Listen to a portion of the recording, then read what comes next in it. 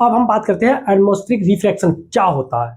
देखिए, जैसे आप लोगों को पता है कि हमारे एटमॉस्फेयर में एयर्स की कई सारी लेयर्स होती हैं और जो लेयर्स ऊपर से नीचे जाने पर डेंसर होती चली जाती हैं, यानी कि ऊपर वाली रेयरर रहती है, नीचे वाली उनसे डेंसर होती चली जाती है। ऐसा तो आपको पता ही है। जब मान लीजिए कि सन से कोई भी रे आएगी, तो ये जब सन से रे आती है तो ये रेयरर से डेंसर की तरफ आ रही है, तो ये क्या करती है, नॉर्मल की तरफ ये आती है, तो टुवर्ड्स द नॉर्मल, यानी कि नॉर्मल की ओर ये झुकती है। ऐसे ही झुकते झुकते झुकते झुकते क्या होता है कि ये हमारी आंखों में पड़ती है, ठीक, या हमें मिलती है, ये एक बेंड के साथ मिलती है। तो इस प्रकार इसका क्या हो रहा है, एटमॉस्फेयर में लाइट का रिफ्रैक्शन हो रहा है, तो इसीलिए इसको एटमॉस्फेरिक रिफ्रैक्शन कहते हैं। लिखा भी यही है, the refraction by different layers of atmosphere is called atmospheric refraction. ठीक ना। कैसे होता है एक बार और देख लो, एक बार और समझाते हैं। ये जो रे है हमने एक गुजारी, ये मान लो इस पे आ गई, इस पर ये नॉर्मल खींच दिया, नॉर्मल खींचने के बाद ये क्या होता है, टुवर्ड्स द नॉर्मल ये आया नॉर्मल की ओर, इस पे फिर नॉर्मल खींच दिया, फिर ये नॉर्मल की तरफ आया, फिर इस पे नॉर्मल खींच दिया, फिर ये नॉर्मल की तरफ, फिर इस पे नॉर्मल, फिर ये नॉर्मल की तरफ, और फिर इस पे नॉर्मल खींच दिया, तो फिर ये क्या होगा, नॉर्मल की तरफ फिर आ जाएगा। इस तरह से ये हमारी आंखों में पहुंचता है। तो देखो आ रही थी कैसी, ये आ रही थी, ये आ रही थी, और जा कैसी रही, ये देखो तिरछी होते हुए। इस तरह से क्या हो रहा है, ये बेंड हो रही है, रिफ्रैक्टेड हो रही है, तो इसीलिए इसको रिफ्रैक्शन, एटमॉस्फेरिक रिफ्रैक्शन कहते हैं। इसके कुछ एप्लीकेशंस हैं, जैसे कि जलती हुई आग के पीछे अगर कोई भी वस्तु है तो वो हमें हिलती हुई क्यों दिखाई देती है, वो भी इसी की वजह से, एटमॉस्फेरिक रिफ्रैक्शन की ही वजह से दिखाई देती है। देखो, जैसे मान लो ये कोई एक ऑब्जेक्ट है, ये हमारी आग है, फायर है, ये हम यहाँ से ऑब्जर्वर है, ऑब्जर्वर मतलब ऑब्जर्व देखने वाला। अब ये जब देखता है तो ये देखता है कि ये ऑब्जेक्ट हमारा हिलता हुआ है। उसके पीछे का रीजन ये रहता है बच्चों कि एयर है, एयर हीट होती है, हॉट होती है, तो इसके पास की जो भी एटमॉस्फेरिक जो एयर होगी वो गर्म होती है, लेकिन दूर वाली ठंडी होती है। हवा चलती है तो क्या होता है कि ठंडी गर्म मिक्स होती है। जब ठंडी गर्म मिक्स होती है तो यहाँ पर क्या होता है कि जब ठंडी गर्म होती है तो लाइट अलग अलग इसमें स्पीड में मूव करती है, अलग अलग स्पीड में लाइट क्या करती है, ट्रेवल करती है। लाइट की डेंसर में अलग स्पीड होती है, रेयरर में अलग होती है। ये क्या करती है, रिफ्रैक्शन की वजह से इधर उधर घूम भी जाती है। तो इसी की वजह से क्या होता है कि जो हमारा ऑब्जेक्ट है ये हमें दूसरी साइड से हिलता हुआ दिखाई देता है। यही यहाँ पर लिखा भी है, ठीक है, पढ़ सकते हो, लिख लीजिए। ठीक है, ये हो गया। देखिए अब अगला कि जो स्टार्स होते हैं ये ट्विंकल क्यों करते हैं, टिमटिमाते क्यों, उसके पीछे का भी रीजन यही है, एटमॉस्फेरिक रिफ्रैक्शन। क्या होता है कि जब स्टार्स से हमारी लाइट आती है तो ये क्या होती है, विभिन्न प्रकार के हमारी लेयर्स से होके गुजरती है। अब ये जब लेयर्स से गुजरती है तो क्या होता है कि ये कभी ज़्यादा कभी कम हमारी आंखों में पड़ती है।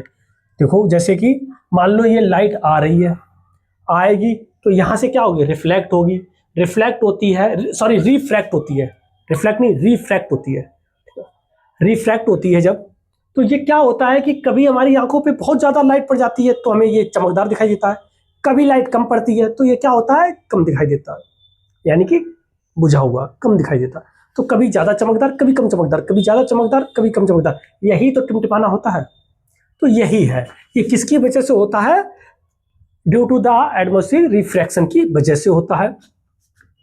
और देख लीजिए, अगर एग्जाम्पल समझना हो तो कैसे, मान लीजिए कि कोई रे आई यहाँ से रे आई 100 मान लो, ठीक, मान लो। अब ये जो आएंगी यहाँ से कुछ कम होंगी, अब ये क्या होंगे, कुछ यहाँ से ये रिफ्रैक्ट हुई, ये रिफ्रैक्ट, ये आके ऑब्जर्वर तक पहुंची।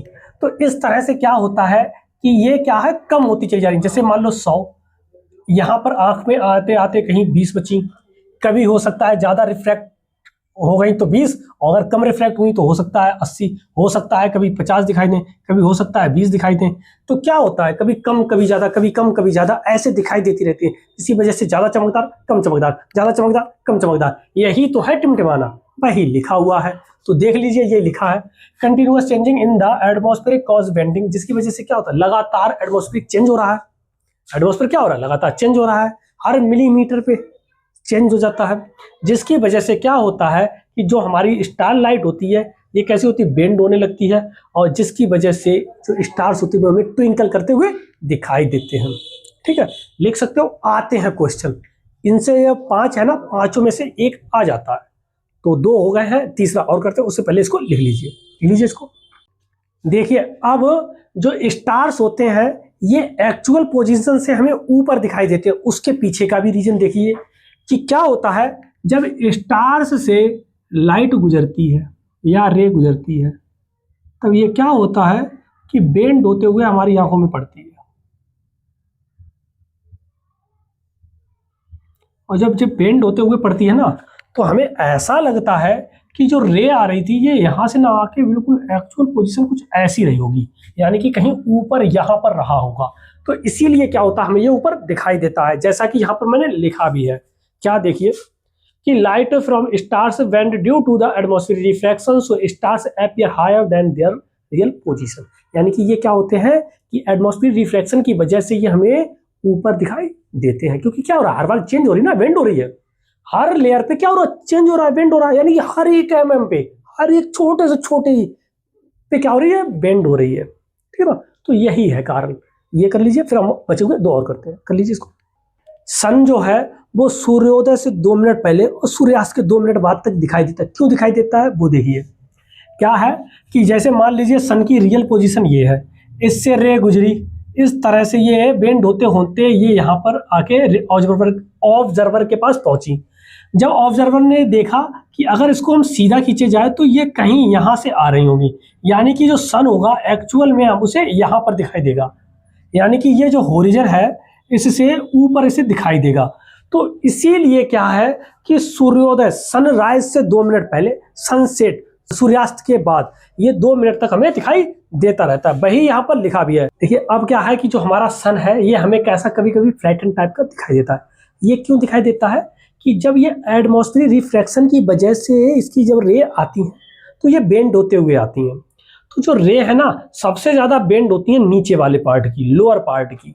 तो जब लोअर पार्ट की सबसे ज़्यादा बेंड हो जाती है तो यहाँ पर ये क्या है, लोअर पार्ट कम दिखाई देता है, लोअर पार्ट क्या होता है, कम दिखाई देने लगता है, और ऊपर वाले से प्रॉपर आती हैं और वो कम बेंड होता है, इसलिए वो प्रॉपर दिखाई भी देती हैं, जिसकी वजह से जो हमें सन है जो फ्लैटन मोड में दिखाई देता है, जैसा यहाँ पर लिखा भी है।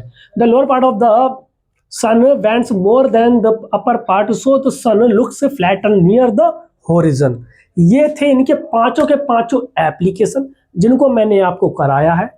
अगर आप लोगों को ये वीडियो अच्छी लगी है तो लाइक कर दीजिए, कमेंट कर दीजिए और सब्सक्राइब करना चैनल को ना भूलें। तब तक के लिए राधे राधे। अब बचा है इसका लास्ट टॉपिक, वो करेंगे अगले लेक्चर में। ठीक है, तैयार रहिए अगले लेक्चर के लिए, वो करेंगे अगले लेक्चर में।